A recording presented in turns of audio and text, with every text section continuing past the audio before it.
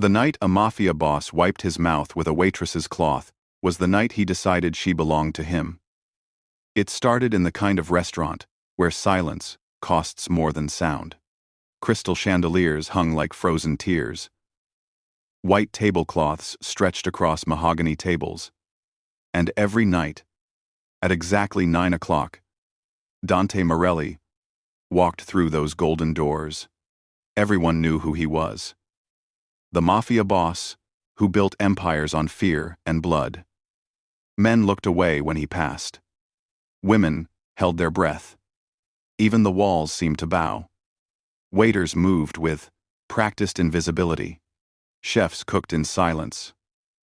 The entire place held its breath when he arrived. But Dante never came for the food. He came because sitting in that corner booth, watching the city glitter below, reminded him he owned it all. The power, the fear, the control. He'd built his empire with his bare hands and other people's blood. And every night, he sat alone in that booth, surrounded by people, but utterly isolated. A king in a kingdom that couldn't love him back. Until the night, everything changed. Until the night she appeared. Her name was Mia. Dark hair pulled back in a simple ponytail. Brown eyes that hadn't learned to hide emotion yet. She wore the same black uniform as the other waitresses, but something about her was different. Softer. Real. She moved between tables like she was apologizing for taking up space. Her shoes were worn at the heels. Her smile was tired but genuine, and when she reached his table for the first time, Dante felt the world tilt on its axis. She smiled. Not the practiced smile servers give to dangerous men. Not the fake politeness people use when they're scared. A real smile. The kind that reaches the eyes. The kind that says, "I see you as human." And Dante, who hadn't been seen as human in 15 years, felt something crack open inside his chest. "Good evening," she said softly. "Can I start you with something to drink?" Her voice was gentle, kind. Like he didn't know who he was. Like she didn't know she should be afraid. Dante couldn't speak for a moment. He just stared, taking in every detail. The small scar above her eyebrow. The way she tucked a loose strand of hair behind her ear. The calluses on her hands that told stories of hard work. "Red wine," he finally said. His voice came out rougher than intended. Mia nodded and turned to leave. That's when he saw it. The white cleaning cloth tucked into her apron. And something possessed him. Something he didn't understand. Without thinking, without asking permission, Dante reached out and pulled it free. Mia froze. The entire restaurant went silent. You could hear the chandelier crystals trembling. Dante unfolded the cloth slowly, never breaking eye contact. Then he brought it to his mouth and wiped his lips. Deliberately, intimately, like it was the most natural thing in the world, like he had every right. When he finished, he folded it carefully and slipped it into his jacket pocket, right over his heart. Mia's eyes went wide. Her lips parted in shock. But she said nothing. What could she say to a man like him? What could anyone say? Dante watched her walk away, watched the way she glanced back once. Uncertain, confused, maybe a little afraid. And he knew. Right then, in that moment, she was his. He'd never believed in fate. Never believed in destiny or soulmates or any of that romantic nonsense. But standing there with her cloth pressed against his chest, still warm from her body, Dante Morelli became a believer. Because some things you just know. Some things hit you like lightning and change everything. And Mia was his lightning. He returned the next night. And the night after that. And every night that followed. And 17, 8 self, and feeler. 9 o'clock. Same table. Same booth. But now, everything was different. Now he had a reason beyond habit. Now he came to see her. The manager tried to rotate the serving staff, tried to give Dante variety, different servers, different faces. But Dante made himself clear. Her, he said quietly, dangerously. Only her. Or I find a new restaurant. And everyone knows what happens to businesses that lose Dante Morelli's favor. So Mia served him. Every single night. At first, she was nervous. Her hands shook when she poured his wine. She stumbled over simple questions. Forgot to ask if he wanted dessert. But Dante never complained. Never got angry. He just watched her. With an intensity that made her skin burn. With a focus that made her feel like the only person in the world.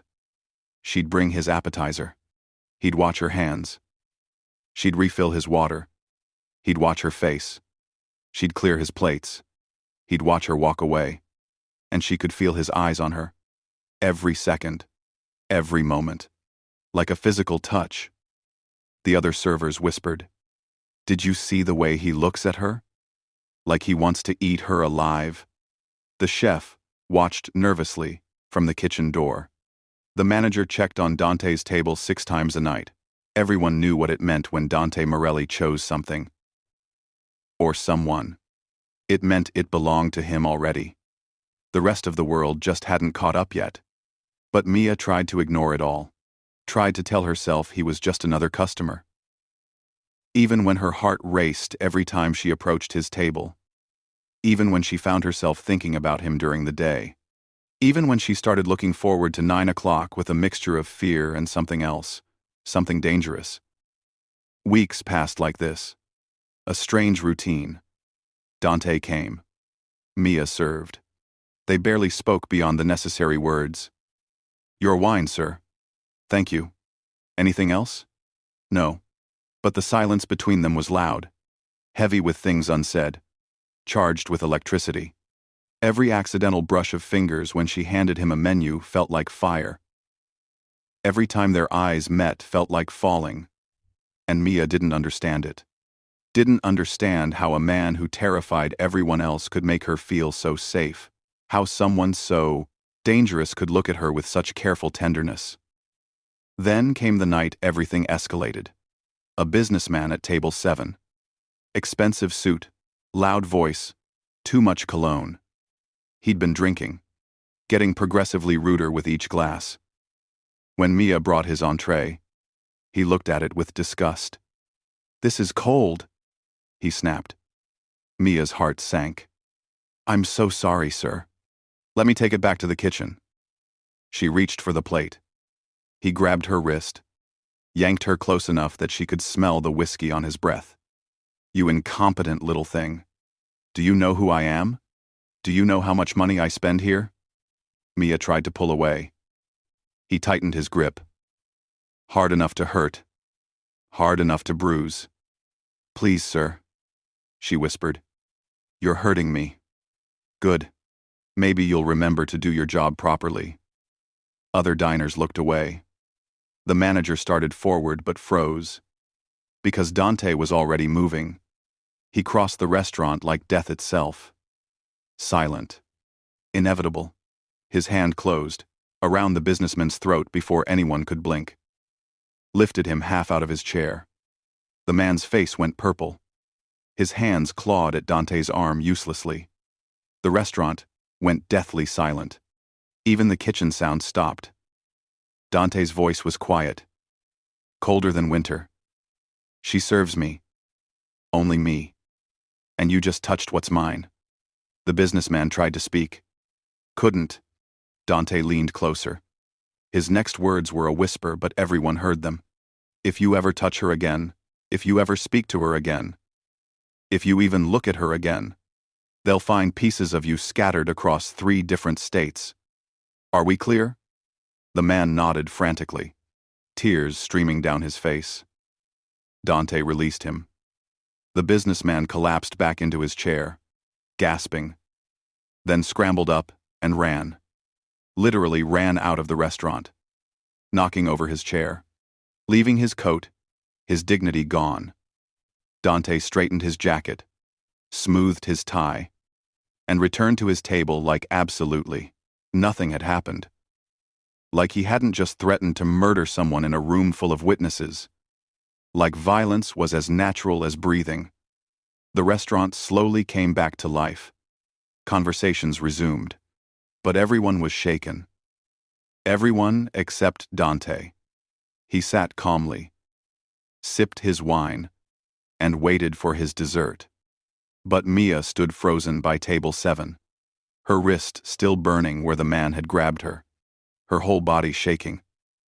Not from fear of the businessman, from something else entirely, something deeper and more confusing. She brought Dante his tiramisu with trembling hands.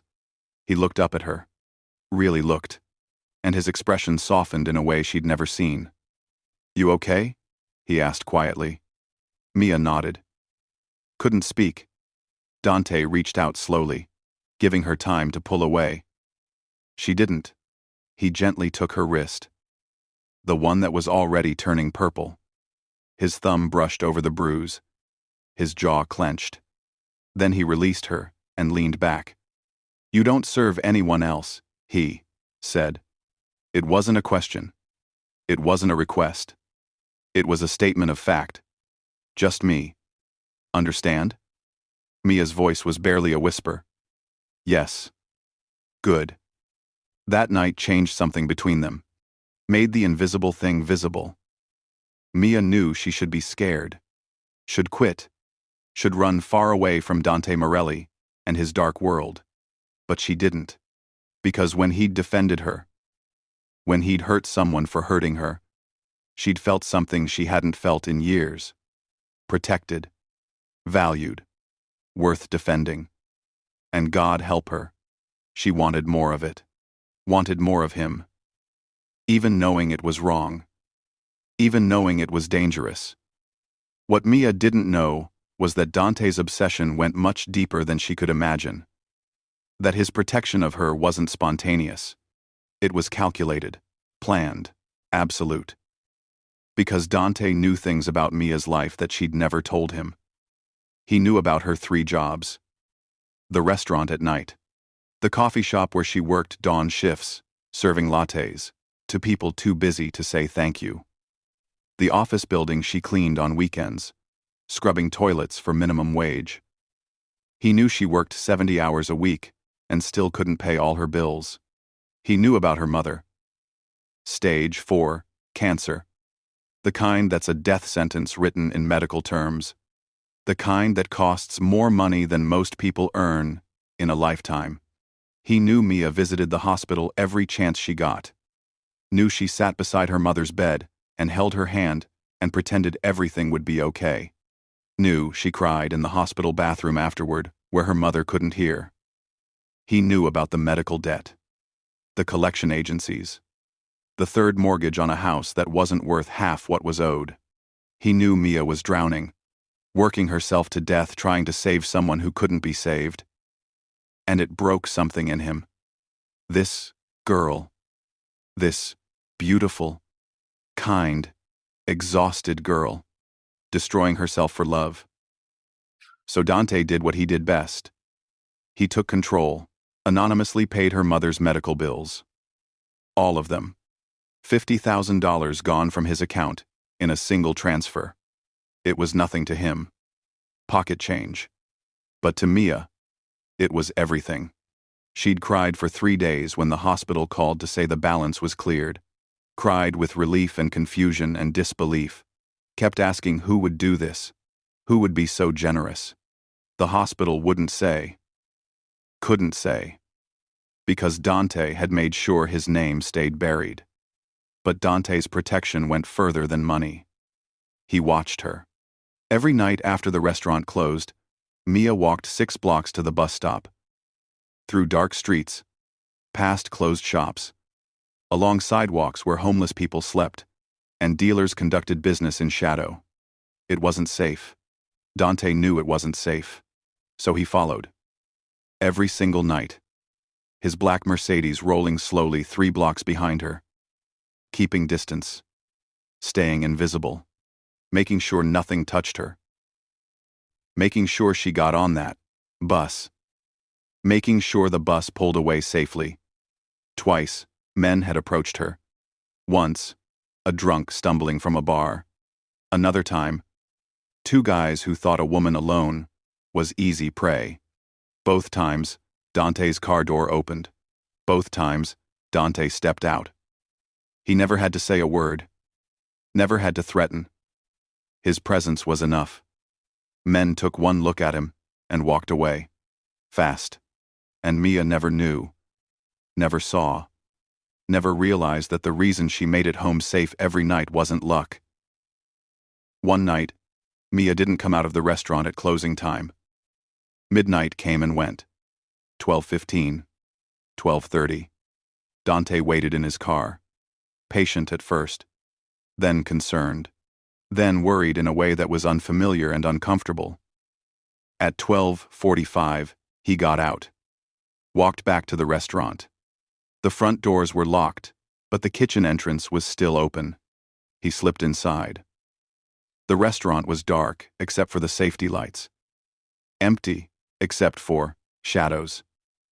Dante moved through the dining room, past his usual table, through the kitchen, toward the storage area and back.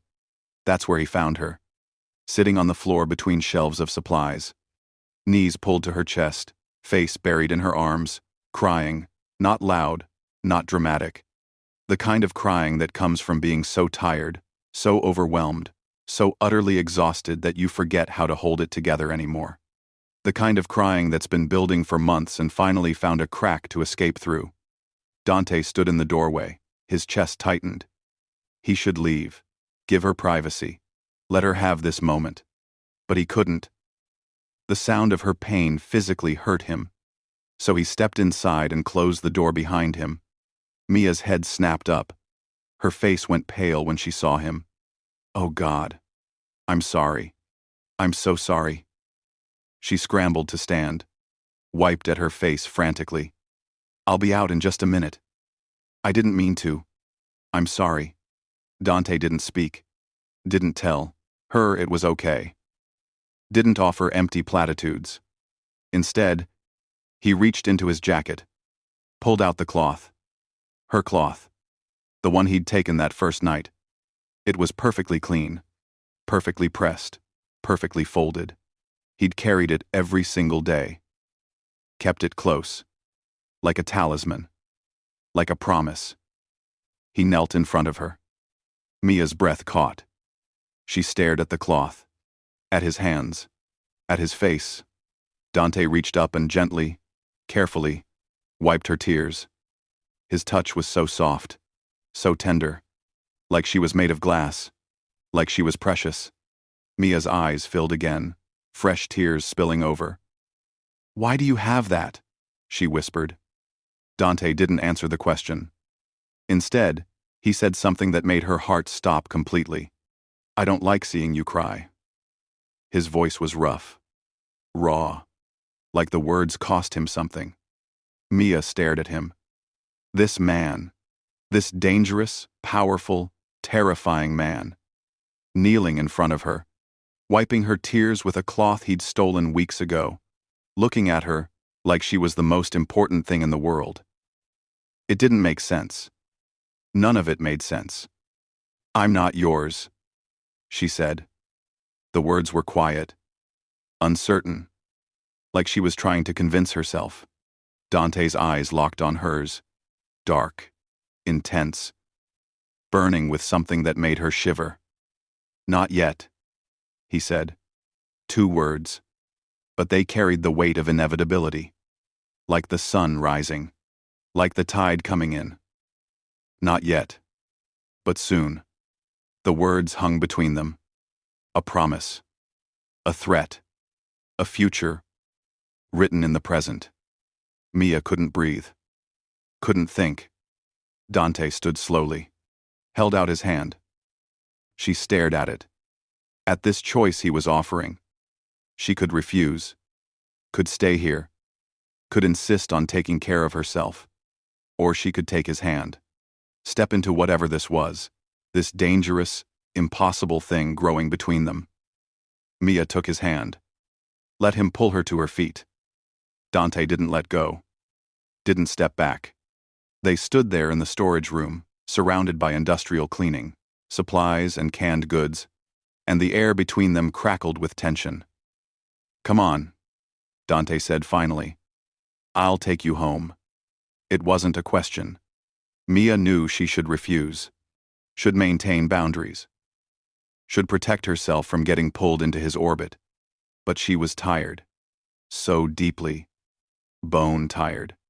And for once, someone was offering to carry the weight. Someone strong enough to actually do it.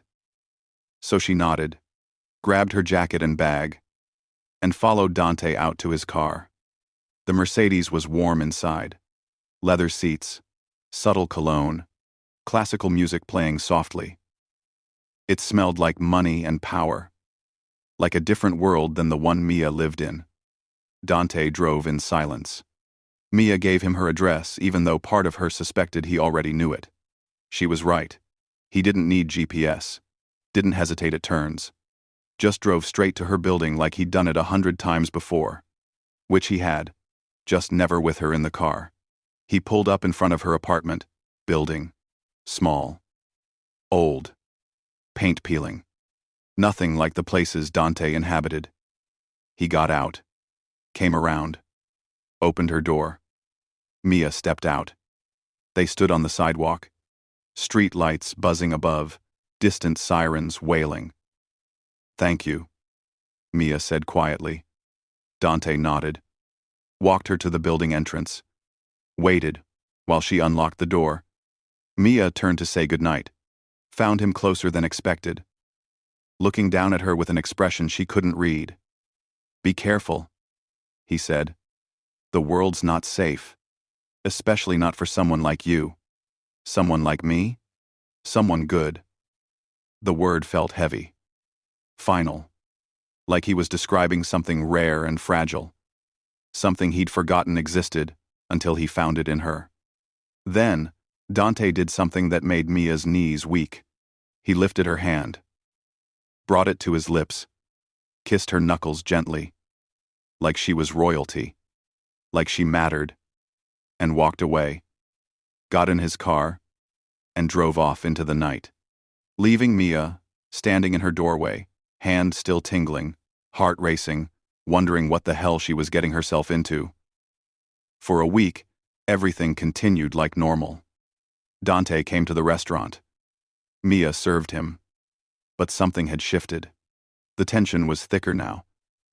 Every time their fingers brushed passing a plate, electricity sparked. Every time their eyes met, the world narrowed to just them. Every time he said thank you, it sounded like I want you. And Mia was losing the battle with herself. The battle between what she should feel and what she did feel. She should be afraid. She was. But she was also drawn to him. Fascinated. Falling. Then came the night that shattered everything. Mia left the restaurant at midnight. Same as always. Started her walk to the bus stop. Same route she'd taken 100 times. The street was quiet. Most shops closed. A few bars still open. Music spilling out. Mia walked fast. Head down. Keys between her fingers like her mother taught her. She didn't see the van until it was too late. It pulled up, fast. Screeching tires. Side door flying open. 3 men jumping out. Mia's scream was cut off by a hand over her mouth. Strong arms grabbed her. Dragged her backward. She fought. Kicked. Bit down on the hand covering her mouth. The man swore. Hit her. Stars exploded across her vision. They were shoving her toward the van when everything exploded into violence. The first man went down before Mia even understood what was happening. 1 second he was dragging her. The next he was on the ground. Unconscious or dead. Mia couldn't tell. Dante moved like a nightmare made flesh. He grabbed the second man. There was a sickening crack. The man screamed. His arm bent at an angle arms shouldn't bend. Dante threw him into the side of the van. The metal dented. The man slid down. Not moving. The third man pulled a gun. pointed it at Dante. Dante was faster, disarmed him in 2 moves, used the man's own gun to pistol whip him. Once, twice, until he collapsed. It was over in less than 30 seconds. 3 men on the ground, 1 dead, 2 wishing they were. Dante stood in the middle of them, breathing hard. Suit splattered with blood. Knuckles split. Furious. Terrified. He turned to Mia. "Are you hurt?" His hands ran over her, checking for injuries, gentle despite the violence he'd just committed. Mia was shaking. Shock setting in. She couldn't speak, couldn't process what had just happened. Dante pulled her against his chest, wrapped his arms around her, held her so tight she could barely breathe. "It's okay," he murmured into her hair. "You're safe. I've got you. You're safe now." Police sirens wailed in the distance. Someone had called. Dante swore, pulled back, looked at Mia. "We have to go. Now." He led her to his car. She moved like a puppet, numb, disconnected. Dante got her inside, drove away fast but not reckless, professional, like he'd done this before. Probably had. Mia stared out the window, watched the city blur past. "Where are we going?" She finally. "Final first. Inside, Ulf. Where are we going?" asked. Her voice sounded strange. Small. Somewhere safe. "Your apartment's compromised. They know where you live." Who were they? Dante's jaw clenched. "People who want to hurt me. And the easiest way to hurt me is through you." The words sank in slowly. Through you. Because she mattered to him. Because he cared. And his enemies had noticed. This was her life now. This was what it meant to be connected to Dante Morelli. Targets and violence and danger lurking in shadows. Mia should have been angry. Should have demanded he take her to a police station. Should have ended this before it went further. But all she felt was relief. Relief that he'd been there. Relief that he'd saved her. Relief that she was with him now, instead of being shoved into that van. Whatever that meant about her, she didn't want to examine too closely. Dante took her to his penthouse. Top floor of a building downtown. The kind of place Mia had only seen in movies. Floor-to-ceiling windows overlooking the city. Modern furniture that probably cost more than her car. Art on the walls that looked like it belonged in museums. Everything was clean. Expensive. Cold. Except it didn't feel cold when Dante was in it. He led Mia to a leather couch. Soft as butter. Probably cost more than her yearly rent. "Sit," he said gently. "I'll get you something to drink." He returned with whiskey. Expensive bottle. She drank it without tasting. The burn helped. Grounded her a little. Dante sat across from her. Not beside her. Giving her space. "You'll stay here," he said. It wasn't a question. "Until it's safe." "When will that be?" "When everyone knows you're mine. When anyone who touches you dies." The words should have terrified her. They did. But they also made her feel something else. Protected. Claimed. Wanted. Mia looked up at him. At this man, covered in blood. This man, who'd just killed for her without hesitation. "Why me?" she whispered. The question that had been building for weeks. "Why me? Dante? What do you want from me?" Dante was quiet for a long moment. When he finally spoke, his voice was rough, raw, honest, in a way that hurt. "Because when you smiled at me that first night, it was the first real thing I'd seen in 10 years. Mia's breath caught. "What?" "Everyone in my life wants something. Money. Power. Protection. They smile because they're scared. They're polite because I'm dangerous. Everything's fake. Transactions. But you smiled at me like I was just a person. Like you didn't know you should be afraid. And for 30 seconds, I remembered what it felt like to be human." Tears burned Mia's eyes. I didn't know. I know. That's why it mattered. Dante leaned forward, elbows on his knees, looking at her with an intensity that made her heart race. I don't know how to do this normal thing. I don't know how to court you properly, take you on dates. All I know is that you're mine, and I'll burn down the world before I let anyone hurt you. Wiped her eyes. That's not love, Dante. That's obsession. He didn't argue. Maybe. But it's all I have to give. If you're still watching this, hit that like button right now. Because what Mia's about to discover will change everything. And trust me, you don't want to miss how this ends. So Mia stayed. Days turned into a week. The penthouse became her world. Luxurious.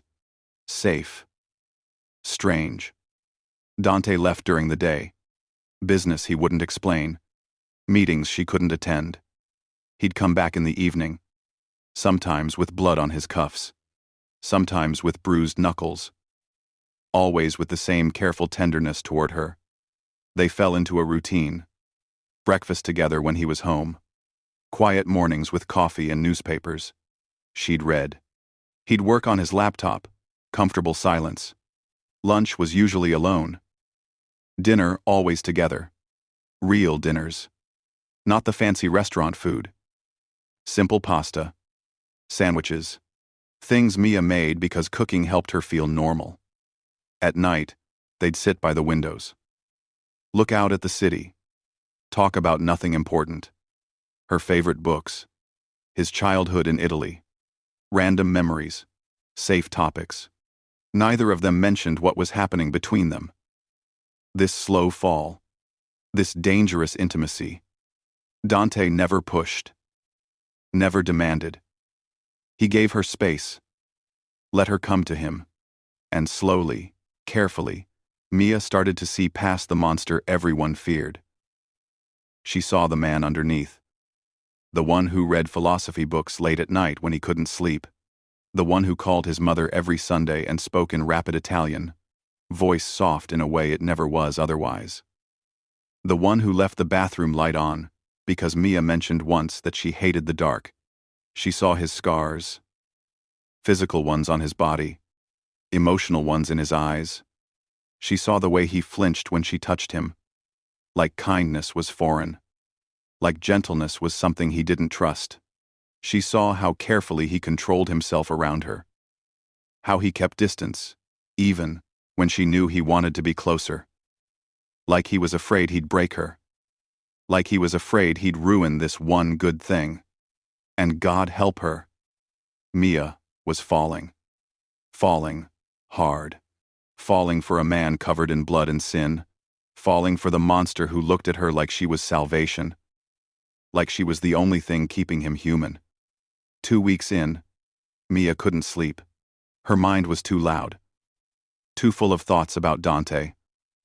About what she was doing. About what it meant. She wandered his apartment. Opened doors she'd never explored. Most were exactly what you'd expect. Guest rooms. Office. Gym. But one door led somewhere different. It was locked. Which made her curious. She found the key on his desk. Told herself she shouldn't. Opened it anyway. Inside was an office. Smaller than his main one. Darker. And on the desk, illuminated by moonlight through the window, was a file. Her name on the tab. Mia's hands shook as she picked it up. Opened it. Inside were photos. Dozens of them. Of her. At the restaurant. Walking to the bus stop. At the coffee shop where she worked mornings. Visiting her mother at the hospital. Grocery shopping. Sitting alone in a park on her day off. Every moment of her life. Captured. Documented. Going back months. Long before he ever took that cloth. Long before she thought he knew she existed. Long before that first night he walked into the restaurant. He'd been watching her. For months. A stranger in the shadows. Obsessing over her. There were more pages. background checks, financial records, her mother's medical bills, all paid. By him, anonymously. Her rent, also paid. 3 months in advance. By him, the collection agencies that had stopped calling. Because he'd paid them. Everything. Every single debt she had. Gone. Without her knowing. Without her consent. There were notes too. In his handwriting. Her schedule written out. Hour by hour. Who she talked to. Where she went. Everything. He'd been controlling her life. From the shadows. Orchestrating everything. And she'd never known. Never suspected. Mia heard footsteps. Turned to find Dante in the doorway. He was in pajama pants. No shirt. Looking at her with those dark eyes. He didn't look surprised. Didn't look guilty. Didn't look anything but tired. How long? Mia whispered. Dante stepped into the room. How long have you been watching me? 6 months. The words hit like a punch. 6 months. Before you even spoke to me. Before you knew my name. I saw you through the restaurant window one night. You were laughing with another server. And I knew. Right then. You were going to be mine. The file dropped from Mia's hands. Photos scattered across the floor. Her life in pictures. 6 months, she repeated. You've been stalking me for 6 months. Dante didn't deny it. Yes. Mia's voice rose. You've been controlling my life. Paying my bills. Manipulating me. Following me. And you never thought to tell me. To ask. To give me a choice? Dante's expression hardened. No. Why not? Because if I gave you a choice, you'd choose wrong. The words hung between them. Cold. Arrogant. True. Mia's voice shook.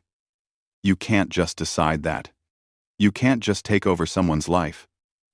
Dante moved closer. 1 step. Then another. Until he was right in front of her. Yes, I can. Because the alternative was watching you destroy yourself. Working 3 jobs. Killing yourself to save your mother. Drowning in debt. Walking through dangerous streets at night. Getting hurt by men who don't deserve to breathe the same air as you. I couldn't let that happen. So I stopped it. Tears burned Mia's eyes. That's not love, Dante. That's possession. Dante reached up. Cupped her face. His thumb brushed away a tear. Call it what you want. It's all I know how to give. I don't know how to be gentle. I don't know how to let you struggle when I can fix it. I don't know how to watch from a distance when I could protect you. All I know is, you're mine, and I'll do whatever it takes to keep you safe. Even if you hate me for it. Mia shook her head, pulled away from his touch. Even though it hurt. Even though she wanted to lean into it. I can't, she whispered. I can't do this. I can't be with someone who controls me like this. She pushed past him, grabbed her jacket from the living room, her purse, her phone. I'm leaving. Dante followed, didn't try to stop her, didn't argue. Where will you go? Home. He shook his head. It's not safe. Then I'll find somewhere else. Dante's jaw clenched, but he didn't argue. Fine. I'll have someone watch the building. Make sure you're safe. Mia spun on him. No. No more watching. No more following. No more controlling. I want my life back. I want you out of it. The words seemed to physically hurt him. She saw him flinch, saw something break behind his eyes, but he nodded. If that's what you want. Mia waited for him to fight, to argue, to use his power to keep her there. But he didn't. He just stood there, looking at her with an expression that made her heart crack. And somehow that was worse.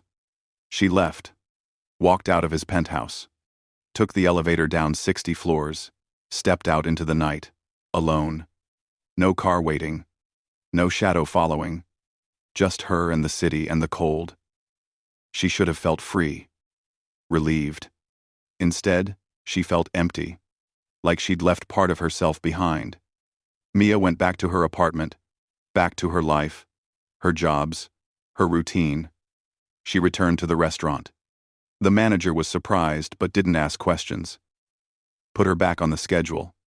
And Mia served tables, smiled at customers, pretended the last month hadn't happened. But everything felt different now. Wrong. The restaurant felt empty without him sitting in that corner booth. Her apartment felt too quiet, too big, too lonely.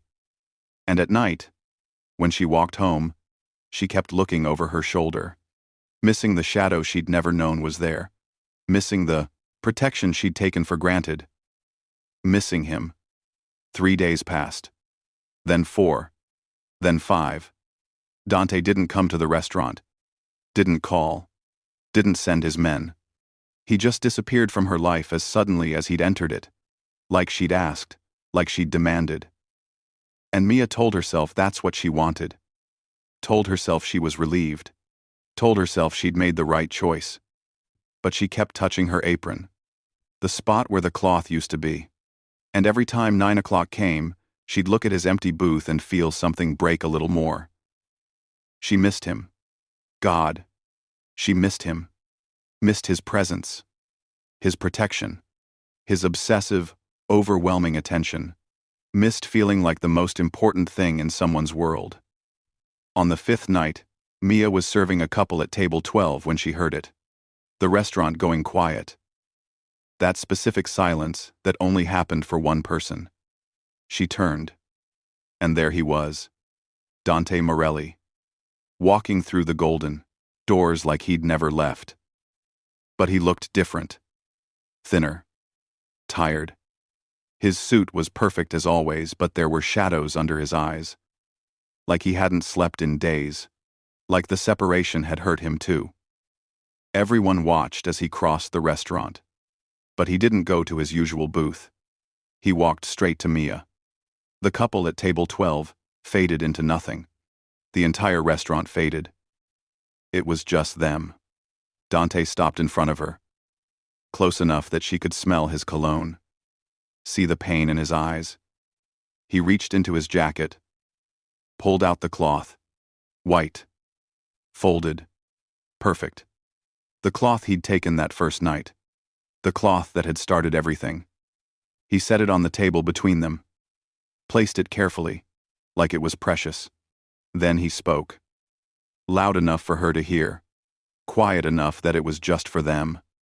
I took this the first night because I wanted something of yours. Something you touched. Something that smelled like you. I kept it because every time I looked at it, I remembered what hope felt like. What goodness looked like. I'm not going to apologize for watching you. For protecting you. For wanting you. I'm not sorry for paying your debts, or following you home, or making sure nothing hurt you. I'd do it all again.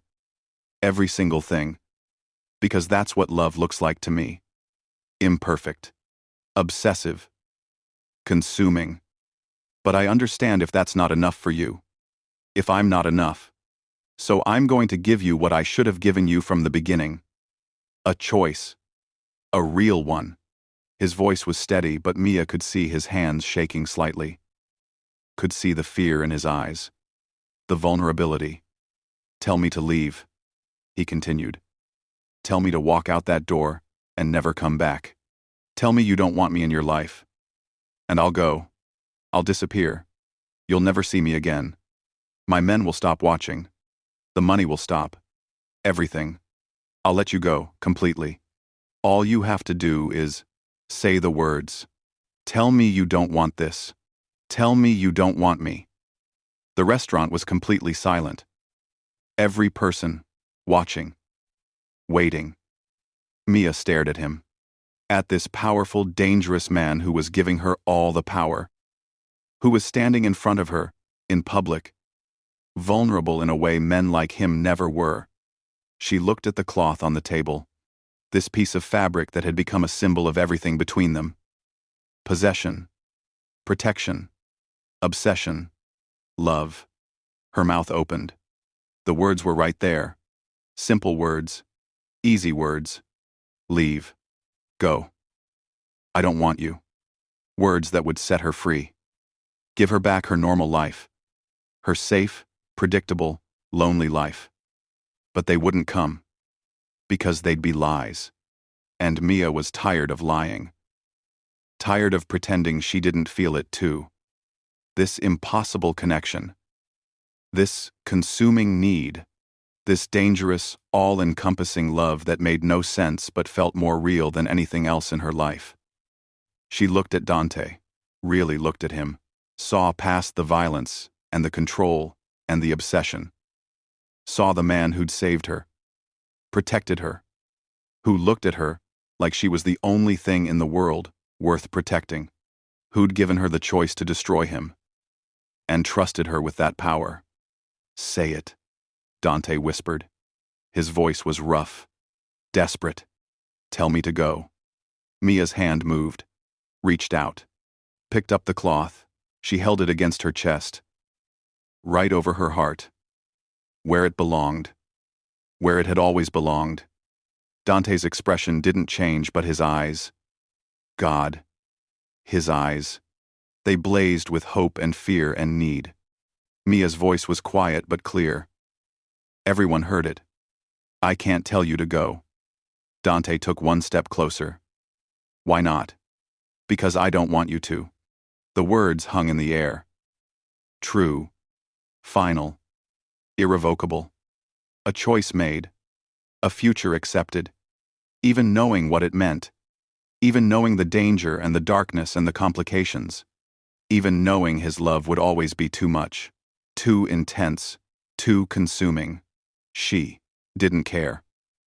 Because without it, without him, she was empty. Dante closed the distance between them. His hand came up, cupped her face so gently, like she was made of something precious. Are you sure? He asked. Once you choose this, choose me, there's no going back. I won't let you go again. I can't. Mia's free hand came up, pressed against his chest, over his heart, where she could feel it pounding. I know, she whispered. I'm choosing you anyway. Dante's forehead pressed against hers, his eyes closed, like he was praying, like he was thanking God. Then he opened them and looked at her with such raw emotion, it took her breath away. You're mine now, he said. It wasn't a question, wasn't a demand. It was a vow. Mia nodded. I know.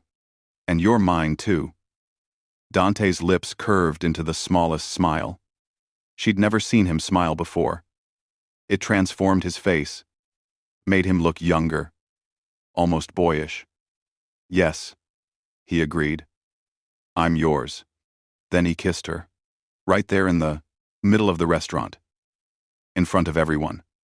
Soft at first, gentle, testing, then deeper, harder, desperate, like he was drowning, and she was air, like he'd been holding back for months, and finally could let go. Mia kissed him back, poured everything into it, all her fear and want and love. When they finally broke apart, both breathing hard, the restaurant erupted. Some people clapped, some whispered. The manager looked like he might faint. But Mia didn't care about any of it. She only cared about the man in front of her. The monster who'd become her salvation. That night, Dante took her home, back to his penthouse. But everything was different now. No more separate rooms, no more careful distance. They stayed up until dawn, talking about everything. The file, the watching, the money. Mia made him promise. No more secrets. No more controlling things without telling her. If he wanted to protect her, fine. But she needed to know, needed to be part of the decisions. Dante agreed. Reluctantly at first. But when he understood that honesty was the only way to keep her, he gave in. Told her everything. About his business, his enemies, the danger that would always surround them. And Mia listened. accepted it. Because loving Dante meant accepting all of him, the darkness and the light. For 2 weeks, they existed in a bubble, happy, safe, learning each other. Dante taught Mia about his world, the rules, the power structures, the dangers, how to spot threats, how to protect herself. Mia taught Dante about hers, normal things, how to cook a proper meal, how to watch a movie without checking his phone, how to laugh without looking over his shoulder. They balanced each other. His darkness and her light, his control and her freedom, his obsession and her acceptance. But love in the dark doesn't stay hidden forever. Peace is always temporary when you're connected to a man like Dante Morelli. The attack came on a Tuesday night. They were driving back from dinner, a nice restaurant across town. Dante had been relaxed, almost happy, holding Mia's hand, talking about maybe taking a vacation, somewhere quiet, away from the city. Then the car in front of them exploded. Fire blooming into the night sky, orange and red and blinding. Glass raining down like deadly rain. The sound was deafening. Dante reacted instantly, slammed on the brakes, yanked the wheel. Their car spun, tires screaming. Then gunfire. Bullets punching through glass, through metal. Dante threw himself over Mia, shielding her body with his. "Get down," he shouted. "Stay down." His men in the car behind them returned fire. The sound was insane. War in the middle of a city street. Mia couldn't breathe, couldn't think, just felt Dante's weight pressing her down. Felt his heart pounding against her back. Heard him talking into his phone, giving orders, coordinating. Even in the middle of chaos, he was in control. The shooting lasted 90 seconds. Felt like hours. When it stopped, Dante slowly lifted his head, checked the surroundings, then looked down at Mia. "You hurt? Talk to me. Are you hurt?" Mia shook her head. Couldn't speak. Dante had blood on his face, on his shirt. She grabbed his jacket, panicked. "You're bleeding." He caught her hands. "It's not mine." "Then whose?" "Theirs. It's over. We're okay." But his eyes told a different story. This was far from over. Dante got them to a safe house. Not the penthouse. Somewhere more secure. A house in the suburbs, under a fake name. Guards outside. Cameras everywhere. He made phone calls while Mia sat on the couch, shaking, processing. Someone had tried to kill them. Actually tried to kill them. This wasn't abstract danger anymore. It was real. Bullets and blood and fire real. "This is my life. My world. And now it's yours too." Mia looked at him. At this man she'd chosen. This dangerous, complicated, obsessive man who'd just used his body as a shield for hers, without hesitation. Who would have died for her without a second thought. "Are you going to find who did this?" she asked. "Yes." "Are you going to kill them?" "Yes." Mia nodded slowly. "Good." Dante's eyes widened slightly. "You're not going to ask me not to?" Mia's voice was steady, stronger than she felt. "They tried to kill us. Tried to kill you. I'm not going to pretend I'm okay with that. I'm not going to pretend violence isn't sometimes necessary. I chose you, Dante. All of you. That includes this." Something shifted in Dante's expression. Respect. Pride. Love. He pulled her close. Held her tight. "You're incredible, you know that?" Mia buried her face in his neck. "I'm terrified." "I know. Me too." That admission, that small vulnerability, made Mia love him even more. Because Dante Morelli was scared. Not of the bullets or the danger, but of losing her. And that fear made him human. Over the next 3 days, Dante's men worked, tracking, hunting, finding the people responsible. Dante was gone most of the time, coming back with blood on his hands and death in his eyes. But he always came back, always checked on Mia, always held her like she was the only thing keeping him sane. On the 4th day, it was done. The threat eliminated. Every person involved in the attack dead. Dante told her this calmly. Like reporting the weather. Mia nodded, accepted it, because this was her life now. They returned to the penthouse, back to their routine, but something had changed. The attack had burned away any remaining doubts, any questions about whether this would work. They'd been through fire together, literally, and come out the other side, stronger, more certain, more committed. Mia moved her things into his bedroom, made the penthouse truly theirs instead of his, started working at a gallery nearby that Dante knew. Something safe, something that made her happy, but kept her close. She didn't go back to the restaurant. That chapter was closed. 1 month after the attack, Dante came home with something in his pocket. They were having dinner, pasta that Mia had made, wine that Dante had chosen, comfortable silence between them. Then Dante set down his fork, reached into his jacket, and pulled out the cloth, the white cleaning cloth that had started everything. It was worn now, softer, the edges slightly frayed from being carried for months. He placed it on the table between them, just like he'd done at the restaurant. Mia looked at it, then at him. What is this? Dante's voice was quiet, nervous in a way she'd never heard. I kept this because it was part of you, because it smelled like you, because it reminded me that good things still existed in the world. I've carried it every single day, through meetings, through violence, through everything. It's been my reminder, my anchor. He paused, took a breath. But I don't need it anymore. Mia's heart started racing. Why not? Because I have you. The real you. Not just a piece of fabric. Not just a memory. You're here. You're mine. And I'm yours. So I don't need to hold on to this anymore. He pushed the cloth across the table, toward her. This is yours. It always was.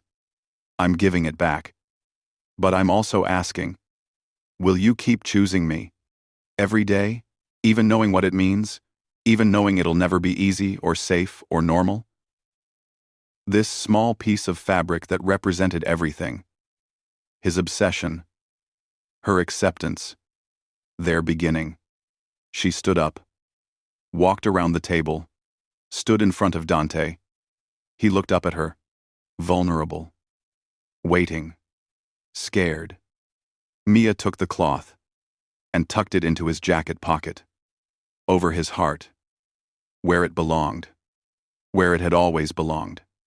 Ask me properly, she said quietly. Dante's eyes widened. He understood. Slowly, carefully, he stood. Then, he dropped to one knee, right there in their dining room. No ring, no prepared speech. Just him and her and the truth between them.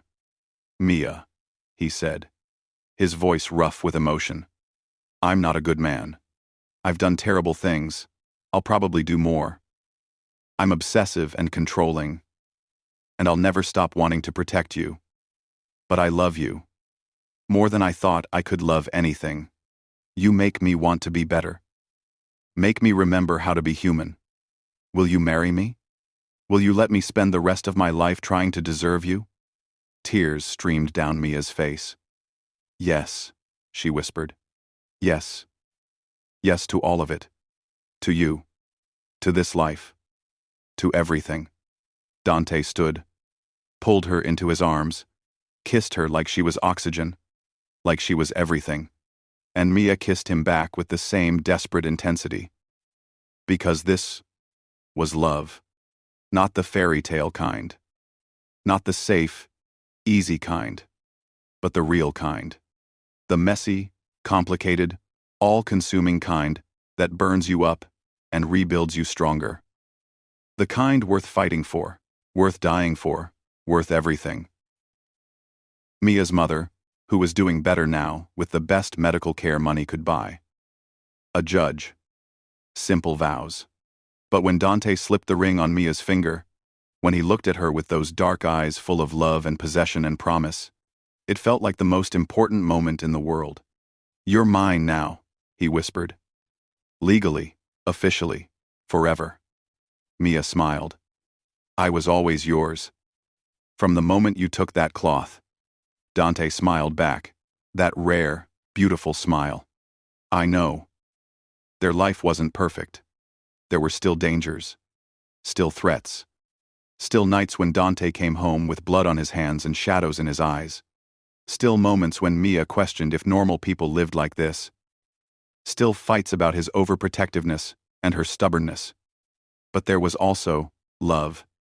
So much love, it was overwhelming.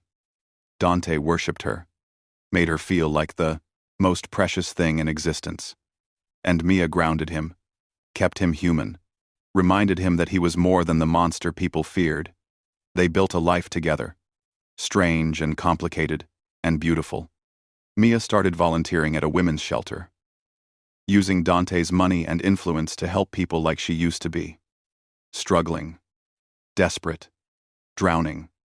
Dante supported it, even though it scared him, even though it meant she was sometimes in dangerous situations. Because he trusted her, had learned to let her have her own life, even while protecting her. They traveled, took that vacation to Italy, met his family. His mother loved Mia immediately, told Dante he'd finally done something right. Years passed. They added to the penthouse, a nursery eventually, a little girl with Mia's eyes and Dante's stubborn determination. Then a boy, with Dante's intensity and Mia's kindness. And the cloth, that white cleaning cloth that had started everything, stayed in a frame on Dante's desk.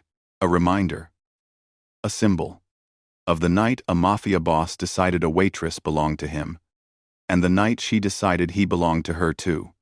Because some love stories start in darkness. Start with obsession and control and fear. Start with a stolen cloth, and silent watching, and careful orchestration. Start with a monster, and a girl brave enough to see the man underneath. Start with choosing each other despite everything, despite the danger, despite the darkness, despite the world saying it's wrong. And those love stories, the ones that start in shadow and fight their way into light, those are the ones that last forever. Those are the ones worth telling. So, if you loved this story, if you felt every moment of Dante and Mia's journey, hit that like button right now. Subscribe so you never miss another story. Drop a comment telling me what you thought. Did Dante's obsession cross a line? Or was it the ultimate act of love? Would you have chosen him? Let me know. Until the very end. You're the reason I tell these stories. Until next time, remember that sometimes the most dangerous love is the one worth risking everything for.